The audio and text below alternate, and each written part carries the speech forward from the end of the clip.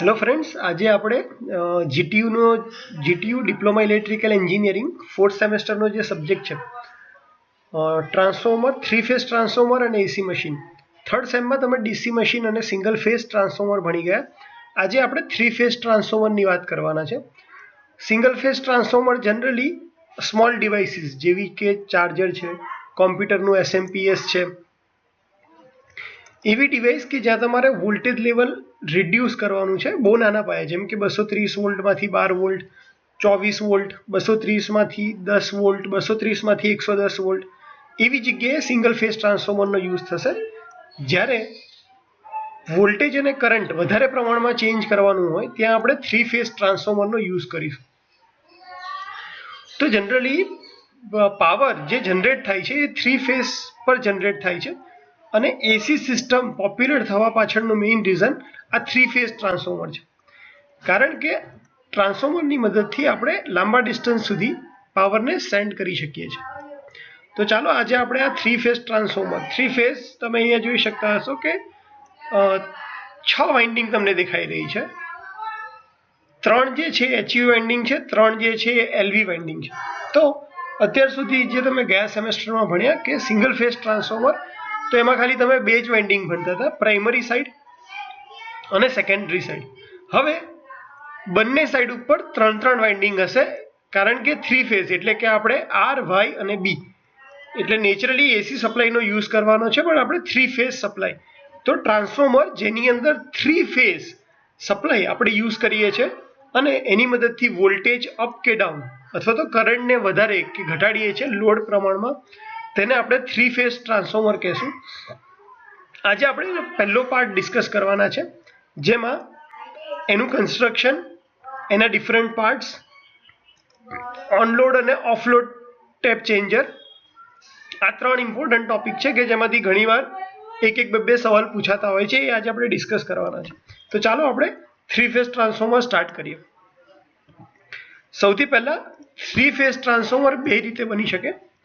એક કે તમે 3 સિંગલ ફેઝ ટ્રાન્સફોર્મર લઈ લો, જેમ કે આ ફિગરમાં અહીંયા દેખાડ્યું છે, આ પહેલું, અહીંયા બીજું અને અહીંયા ત્રીજું.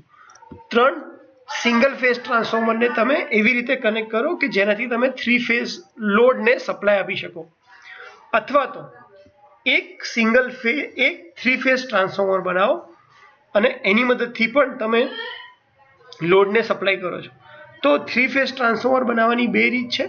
તમે એક થ્રી ફેઝનું ટ્રાન્સફોર્મર મેન્યુફેક્ચર કરો, અથવા તો સિંગલ ફેઝના 3 અલગ અલગ ટ્રાન્સફોર્મર લઈ અને એનું કનેક્શન એવી રીતે કરો કે જેનાથી તમે થ્રી ફેઝ સપ્લાય આપી શકો. આપણે જોઈએ કમ્પેરિઝન કે જો હું 3 સિંગલ ફેઝ ટ્રાન્સફોર્મરથી થ્રી ફેઝ ટ્રાન્સફોર્મર બનાવું તો અને એક સિંગલ ફેઝ ટ્રાન્સફોર્મર લઉં તો બંનેની કમ્પેરિઝન આપણે કઈ રીતે કરી શકીએ સેમ રેટિંગ માટે. થ્રી ફેઝ ટ્રાન્સફોર્મર જે છે એટલે કે 3 ટ્રાન્સફોર્મર, સિંગલ ફેઝ ટ્રાન્સફોર્મર જો આપણે 3 લઈએ અને એનાથી થ્રી ફેઝ ટ્રાન્સફોર્મર બનાવીએ તો એમાં બધાની મેગ્નેટિક સર્કિટ અલગ અલગ છે. જ્યારે એક થ્રી ફેઝ ટ્રાન્સફોર્મર છે એની અંદર તમારી જે મેગ્નેટિક સર્કિટ છે એ કોમન રહેશે. આની અંદર તમારી જે કોર યુઝ થવાની છે એ ટોટલ 6 લીમ્બ થઈ જશે. એટલા માટે આયર્ન મટીરિયલ જે છે જેનાથી તમે કોર બનાવો છો એ તમને વધારે જરૂર પડશે. જ્યારે એક થ્રી ફેઝ ટ્રાન્સફોર્મર જો તમે બનાવો તો એની અંદર આયર્નની રિક્વાયરમેન્ટ ઓછી રહેશે.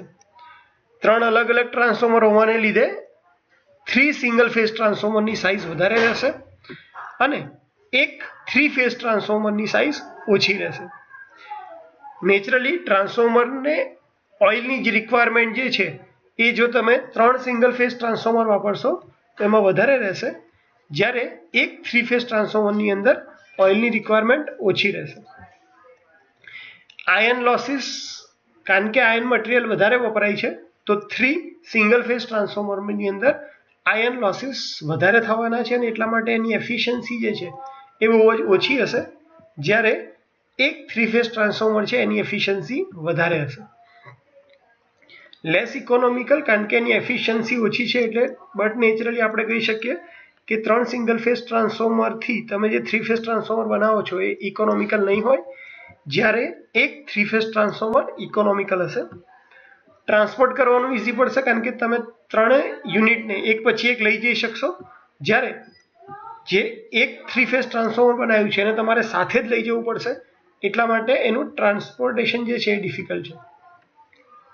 Continuity of supply maintain by open delta connection, એટલે કે જો તમારી પાસે 3 ટ્રાન્સફોર્મર છે એમાંથી કદાચ એક ટ્રાન્સફોર્મર બગડી ગયું છે તો બાકીના 2 ટ્રાન્સફોર્મરની મદદથી તમે સપ્લાય ચાલુ રાખી શકો છો. જ્યારે 3 ફેઝ ટ્રાન્સફોર્મર છે એના કેસમાં તમે એ સપ્લાય મેન્ટેન નહીં કરી શકો, તમારે ત્યાં આગળ શટડાઉન જ લેવું પડશે. Standby function is economical, એટલે કે તમારે જો સ્ટેન્ડ બાય મોડમાં કોઈ એક ટ્રાન્સફોર્મર રાખવાનું થાય તો અહીંયા 3 સિંગલ ફેઝ ટ્રાન્સફોર્મર છે એટલે તમે ખાલી એક સિંગલ ફેઝનું ટ્રાન્સફોર્મર સ્ટેન્ડ બાયમાં રાખશો તો પણ ચાલશે. જ્યારે અહીંયા કમ્પલસરી તમારે 3 ફેઝનું ટ્રાન્સફોર્મર જ સ્ટેન્ડ બાયમાં રાખવું પડશે ને એટલા માટે કોસ્ટલી બનશે.